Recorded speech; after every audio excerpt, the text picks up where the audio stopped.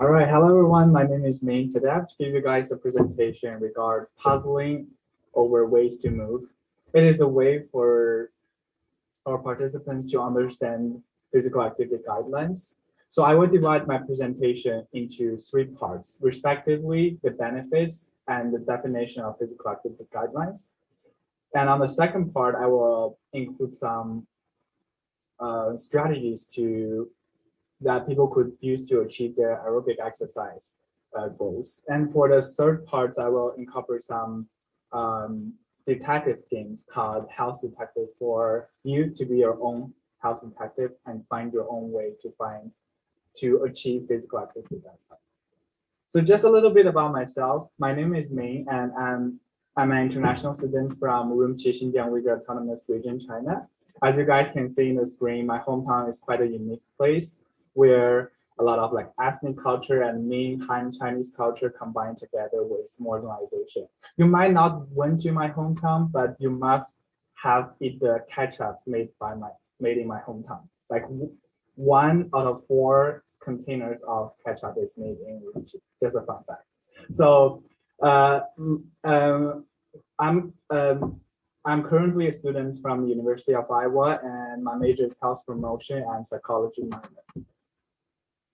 So, so before we get into physical activity guidelines, I just want to make sure we understand two academic terms when we considering physical activity. First is MET, which is the metabolic equivalence or energy expended during an activity to the rate of energy expended at rest. When we are at rest or being sedentary, usually we are spending 1 net of energy. What is VO2 max? It's the maximum oxygen that our body can utilize during a specific period, but usually intense exercise. According to the research, higher VO2 max is related with higher cardiovascular fitness and aerobic endurance. So what does the Healthy People 2020 Physical Activity Guidelines emphasize? So first, it is a science-based guidance to help people age 3 and older improve their health through participation in regular physical activity. The focus here is for people's overall wellness and health. In the guidelines, it asks people to achieve 150 minutes of light to moderate intensity of aerobic exercise or 75 minutes of vigorous aerobic activity. And muscle strengthening training is also recommended 2 times per week. And remember, during the strength training activities, we should involve all our major muscle groups. Unfortunately, only 80% of adults, only 20% adults can achieve physical activity guidelines according to the survey. And the research also highlights that personal, social, economic, and environment are the 3 major factors that would influence people's physical activity participation.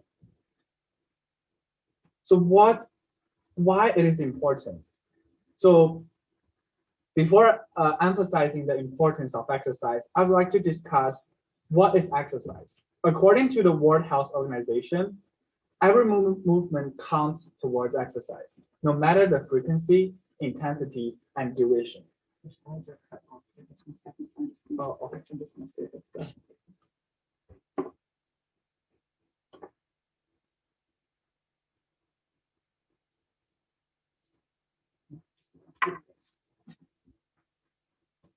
So in this case, we have to understand that physical activity is not just something we could achieve in a gym or like in a specific place for exercise, but our daily movement could also be considered as exercise. So what is moderate intensity exercise? According to the academic terms, it's 50 to 70% of VO2 max, which is our maximum heart rate, and 3 to 5.9 max. So what are some examples of moderate intensity exercise? It includes general gardening, 3 miles an hour or faster walk, and which is around 1 step per second, and also hiking, dancing, regular house chores. And for the vigorous intensity activity, it's more intense than the moderate level. And it's usually more than 6 mets and 70 to 85 VO2 max. Basketball, walking, running, jogging, swimming could be some example of vigorous activity here. So what are the importance and benefits of it? So the physical activity overall can improve our brain health, which is related to our cognitive function, and also reduce the risk for cancer and fall-related injuries, because our body could be more flexible when react to incidents. And physical activity is also believed to highly associated with risk of sedentary behavior, which means the more people participate in physical activity, the less they would be likely to be sedentary. And according to the guidelines, do any amount of physical activity could be benefit for you. For example, if I am a person who could not achieve physical activity guidelines, I would try my best to do any amount, because any amount could bring health benefits to us. So therefore, now we move to our first health detective games. During this, in this game, we should identify which of the following option is the best interpretation of physical activity guidelines. And I will let you guys read it by yourself. And please put the answer in the chat function within 30 seconds, I guess. You can just type A, B, C.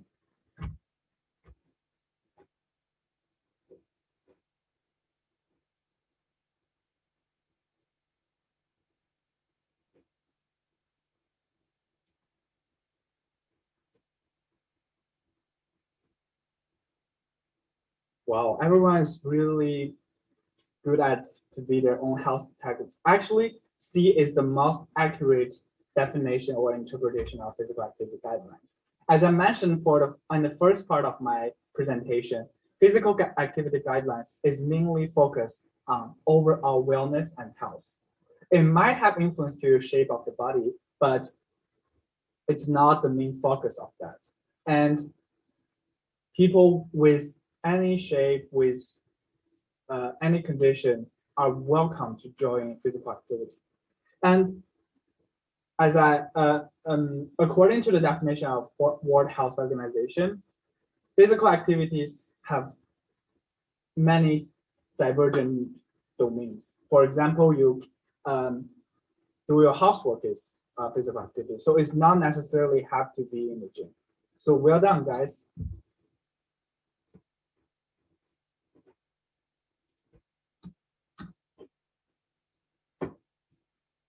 So what are some strategies we could use to track and increase the participation of aerobic exercise in our daily life?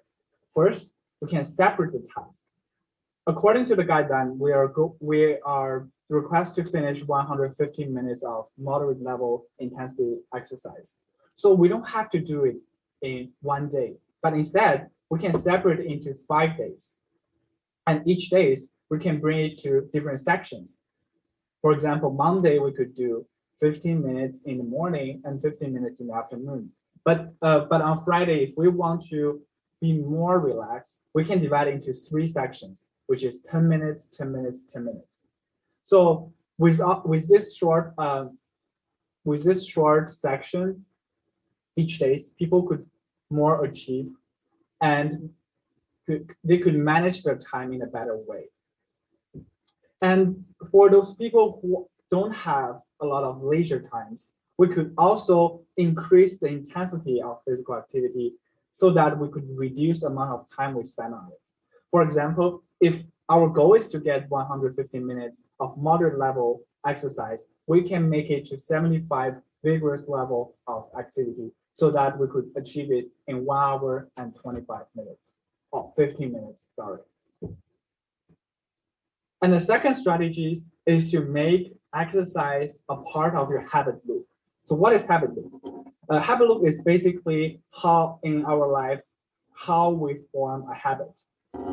When we react to things, we will first have a clue. For example, my clue is to go to my next class in 30 minutes. And the routine is, oh, I can drive my car because I have a car. Or routine is I can take the school bus because it is available. So if we want to incorporate exercise into our loop, we could stay the routine to walk to the office instead of drive. So in this case,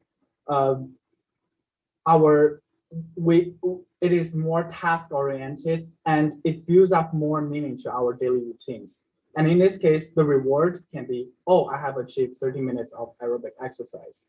So if we can successfully cooperate habit loop inside of our daily routine, it is really beneficial for us to unconsciously achieving physical activity guidelines or to subsequently increase the amount of physical activity. And we could also bond physical activity with other aspects of life.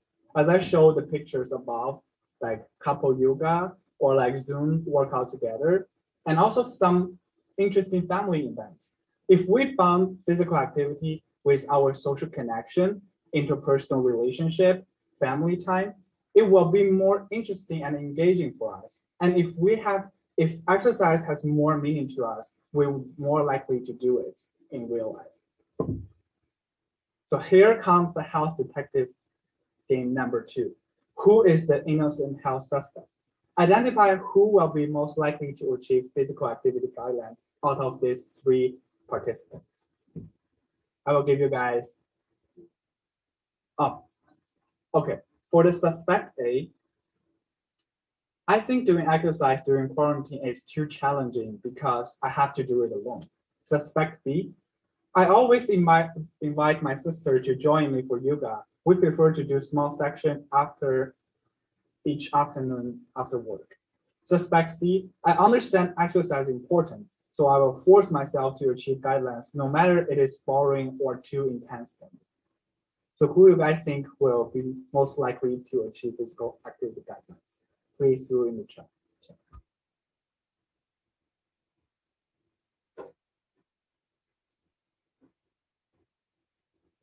Great. Everyone is pretty smart today. So as I mentioned, physical activities cannot be alone, which means it have a chance to connect with others. You don't have to do it alone. With the development of technology, we can do exercise online or together through multiple medias or applications. For suspect C, I think exercise should be overall moderate or suitable for individuals. If it's too intense or if it's too boring to someone, you don't have to force yourself to do it. Make it fun and engaging.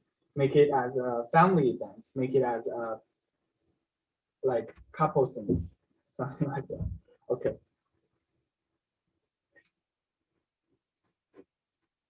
So my strategy number 3 focus on resistance training.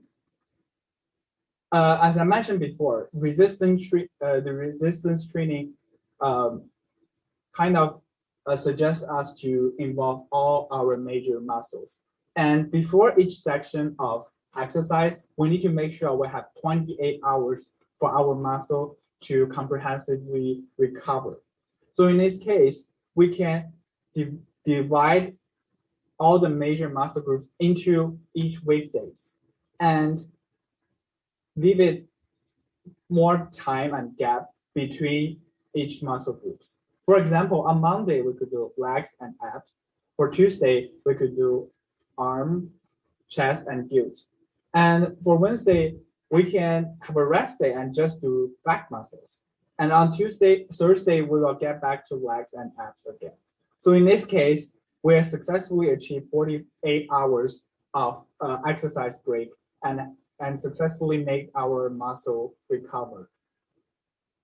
Some benefits of it is really approachable workload for each days, and people could do it in the office. And as last week Jane's lecture mentioned about, we could also use our office time or office break to achieve physical activity guidelines by doing each muscle groups a small section. So we involve all muscle groups, but we do each small section for that. So there are many ways we could achieve it, but this is the way that I would suggest people who thinks that they have to do a lot of work to involve all the muscles. They can divide and combine in this case. So my house detective game number 3 is who is house imposter? The first one is exercise journal. The second one is a website called Be Slim in 2 days. And the third one was exercise calendar. The fourth is unhealthy snack reward for exercise. And the fifth is binge exercise or continuous resistance training without break. For the sixth one is mobile device to trace our exercise. So who you guys think would help or facilitate with our physical activity guidelines achievement? Please do in the chat. Oh, who is the health imposter? Oh, like who is not gonna be beneficial for us?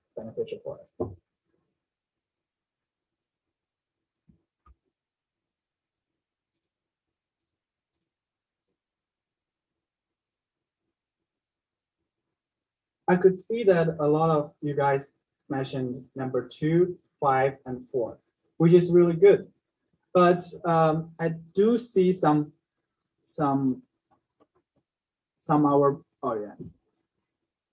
I think all of us answered 2. Well, the correct answer is 2, 4, and 5. So if we reward ourselves from snacks to physical activity, it's kind of extrinsic motivation for us, and we will kind of develop a reliance to that. So it is not actually intrinsic motivation for us to do physical activity guideline. So in most of the case, we don't recommend that. And for number 5, the reason why binge exercise or continuous resistance training without break could be harmful is what I mentioned, like our muscle needs 48 hours to rest before each section so that they can fully recover and function well. So that leads to the end of our presentation. And this is now it's like a prospect was. Please write down how would you be physically active today and throw it on the chat today. Now.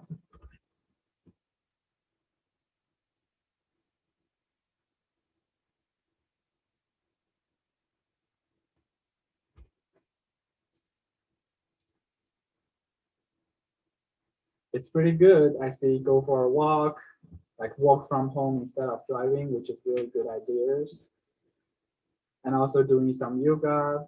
Yeah, yoga is actually really benefit. It's also really like stretching activity too, walking on my lunch break. Good. So I would thank you guys for participation in this presentation. It's my first public presentation, and I appreciate your support. And next week we will have mindful in virtual world, which is about some mindful tips and tricks, which is presented by Vihara. Here's the reference, and any questions are welcome here.